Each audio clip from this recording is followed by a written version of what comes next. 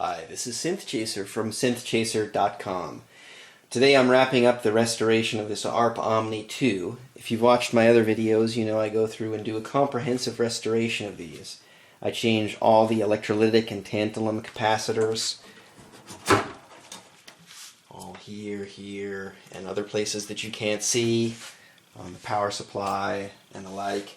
I refurbish the key bed so it's nice and quiet with new bushings and nice and level. And I put new sliders in. You see here the nice LED sliders that I've put in.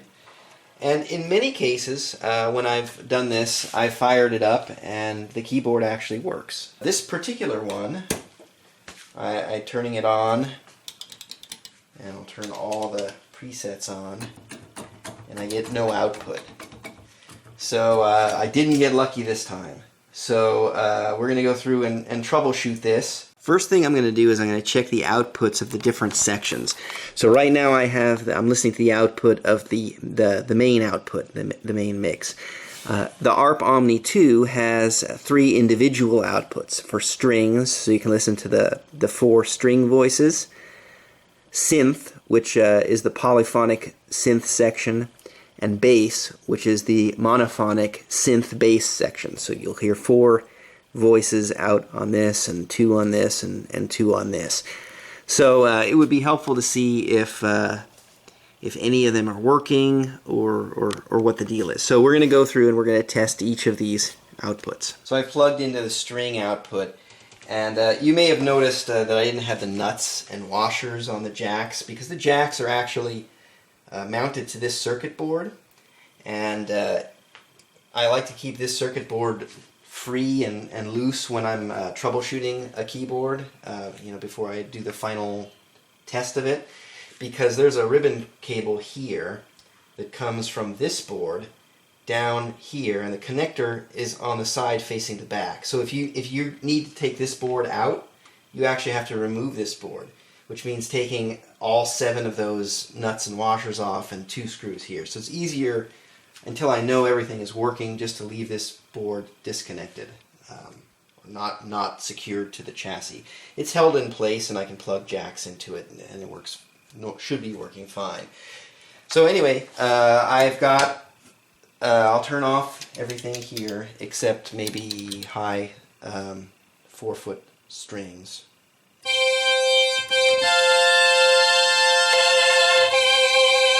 And actually I have strings output.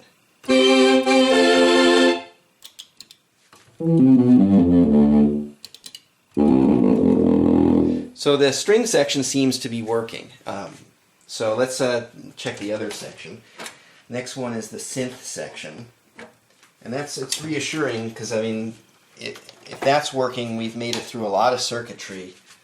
And we may be lucky and it's just our final mix that's messed up. So synth section.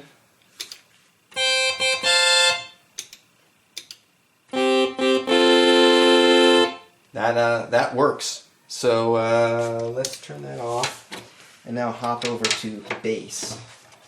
Sorry, because it's not secured, I have to hop around and push the plug in. So bass.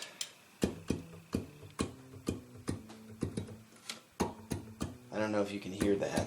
So I turned the amp way up.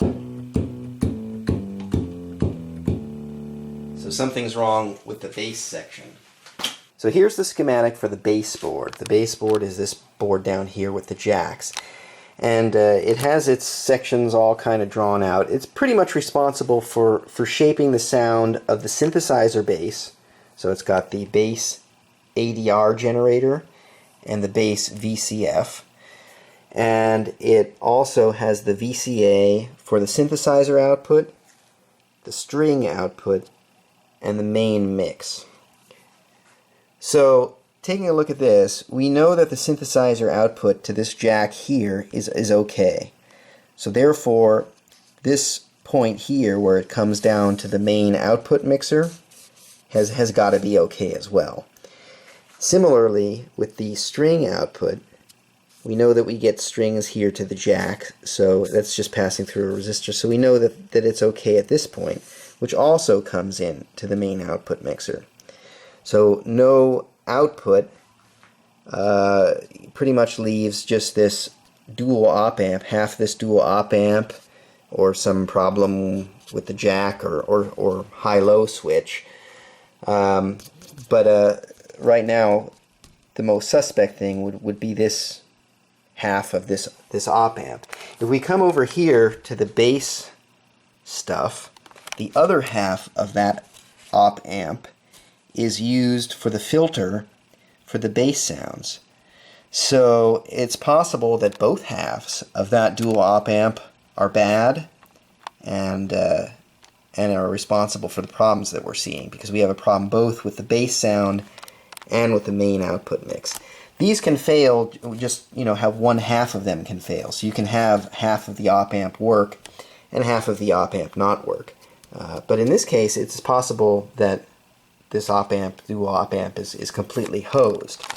So if I were doing this on like a guess and check type way, that would be the part that I would change and then test my fix. But I'm not the kind of guy that likes to guess and check. So I'm actually going to turn the oscilloscope on, and we're going to see if this op amp is our problem, or if there's some other issue that we need to repair.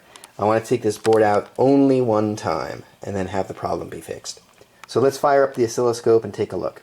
So to troubleshoot this board, we are going to come in from the back side. Wait, that didn't sound right. To troubleshoot this board, we're going to have to probe...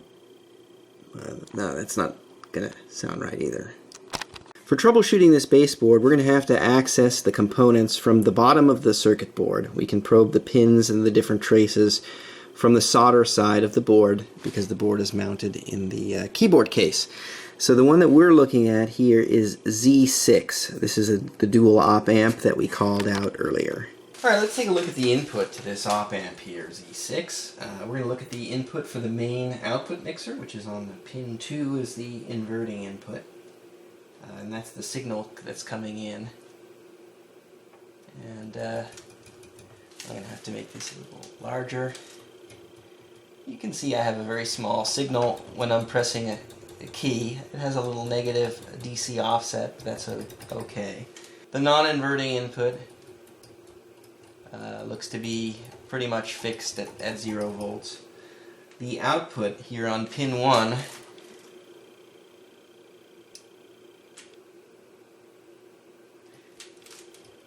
is stuck high. So that pretty much looks like this op amp is to blame for our problem. So we're going to pull this board in and replace the op amp. So I removed the old op amp chip and I put the new one in, and I've got the output coming from the main mix now, and it works. And I can show you on the op amp the difference of what the waveforms that we're seeing. So the input was very low amplitude. So there's the input on pin 2. So pin 1 had been stuck high, and you can see now that there's an audio waveform there at the output. So we have fixed the problem. Although this wasn't a very complicated problem to find or fix, hopefully it showed you how you can use logic to help troubleshoot keyboards. A lot of people don't have test equipment and have to do guess and check work to fix their keyboards. And in this case I showed you how we took the information that we had. The main output wasn't working, bass sounded weird, but the other individual outputs sounded okay. And we looked at the schematic, and without having to do any math or even have real knowledge of how the schematic worked, we were able to identify a part that was in common to both of those signal paths or function blocks. And we could have just simply done the guess and check and changed the part, and the keyboard would have been fixed. If you have any questions or comments, please post in the comments or hit me up on my website, synthchaser.com. This is Synthchaser from synthchaser.com. Thank you for watching, and have a great day.